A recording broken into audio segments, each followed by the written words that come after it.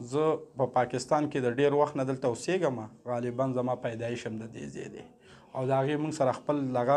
سیټیزن افغان کارډ چې کوم دی هغه موجود دي شته او دلته زه د فروټو روزګار کوم د چارسدي هسپتال ته مخامخ زما دکان دی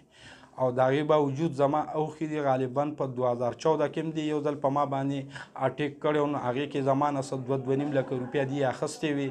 او دغه کړې وي، کله به یې راته یو څیز دغه کړو کله به یې راته بل څیز دغه کړو،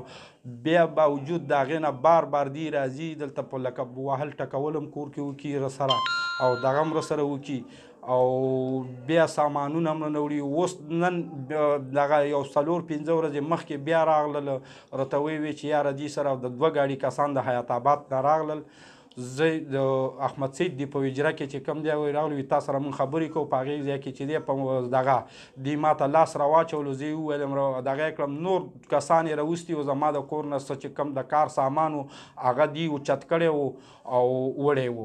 نن بیا راغلل او ویې چې یاره ته دغه نه نو نور سامان چې کوم و زما چې کوم هغه د روزګاري بکسه کې پیسې وي کاغذونه مې وه دغه و هغه بکس چې کوم دی نن بیا په سوزکي موټر کې چې دی هغه یوړل په هغې کې چې کوم دی زه ما وهل خوړلي وو د هغې میډیکل ریپورټ هم چې کوم دی زه ایمرجنسي ته وړی وم، زما په سترګه وینه هم راغلې وه په غوږ مې هم وینه راغلې وه او د هغې دپاره چې کوم دی بیا موږ میډیکل ریپورټ تیار کړلو او دغه کړلو او ډاکټر راته وویل چې ته لاړ شه ستا نقصانات زیات دي ته د دماغو ډاکټر ته لاړ شه. د دماغو ډاکټر ته لاړم، د دماغو ډاکټر نیرو ډاکټر ته ولېږلم، هغې راته وویل چې یاره ته MRI ایکسرې وکړه. ما هغه MRI ایکسرې چې دا وکړله هغې راته وویل چې یاره تاله به د دې هفته پس ریپورټ میلاویږي او دغه کې نن بیا راغلل او دغه بکس زما چې کوم دی هغې کې زما 15 لکه روپۍ پرتې وې د روزګار زه د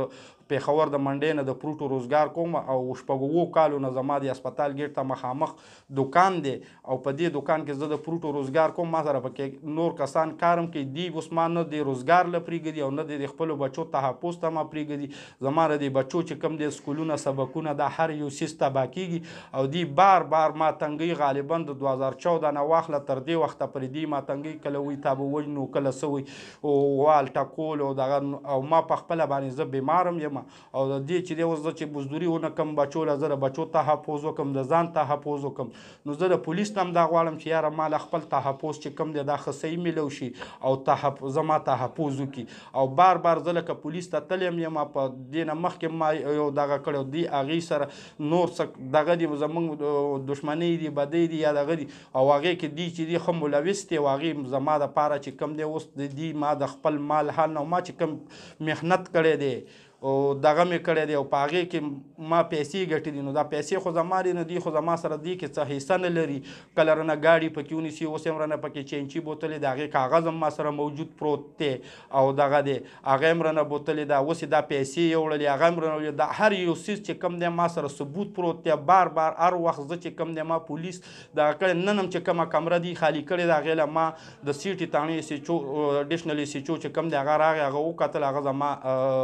د دغه وکړلو خو زه د دې پولیس نه دا غواړم زما لیسنس نه کېږي چې زه لیسنس وکړم د یاره زه ځان سره تماچه وګرځوم یا ټوپک وګرځوم چې زه د ځان تحفظ نو زما تحفظ چې کوم دی نو دا به پکار وي زما د دې بچیو د دې سبقونه دي د دې سکولونه دي زما نور داسې وروڼه مې نشته مشران زامن مې نشته